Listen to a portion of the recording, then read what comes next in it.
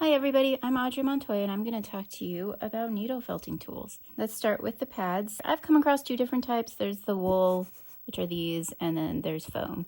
This one is like a sort of a softer, it's like a filled wool pad, and this is like compressed wool, and then this is just a high density foam. Whatever you prefer to work with is great. You can needle felt into a pillow, you know, anything that's soft and that can protect your legs. This is my regular needle felting pad that I work with almost every day. It's a foam pad. This white stuff is just fiber that's been stabbed into it so much over the last couple of years. So now we're going to talk about needles. This is what a needle felting needle looks like. It's got this little bend on the end. There are different shape of needle felting needles. So I have some spirals. This is triangle and this is triangle. No matter what shape the needle is, in my mind, I'm just thinking about them as small, medium, large. So these are small, this one's medium, and this one's large. And they all have their different uses. So a large needle is what you're going to be using when you're starting a project. The medium needle you'll use when the large needle starts to feel like it's giving too much resistance on your project. So then you'll use this one. And then these are the fine needles that you will start to use towards the end of your project. Once everything's been felted pretty firmly, you'll need something really small and sharp that can continue felting it down.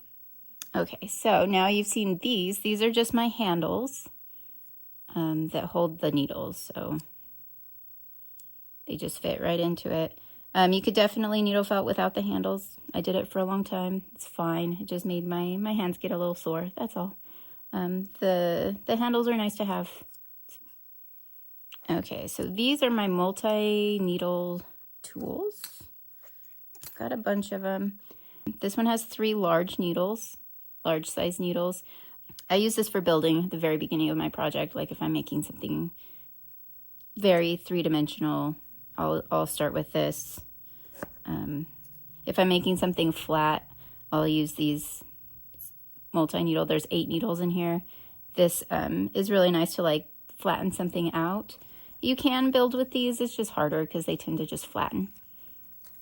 This is supposed to have 3 needles in it, but I prefer it with 2. These are fine needles. I use this towards the end of a project when I'm laying down small amounts of color. And these are my fine needles. There's 7 needles in this. This is also towards the end when I need to start smoothing out my project. Another important tool to have is small, sharp scissors. I've had these for a few years. They work well. One of my favorite tools is this one. This is carpet shears. Carpet sculpting shears. I use this for sculpting and smoothing projects and getting rid of all the little fibers and stuff like that. These are really helpful. You definitely don't need them. Not a necessity, but they make it much easier.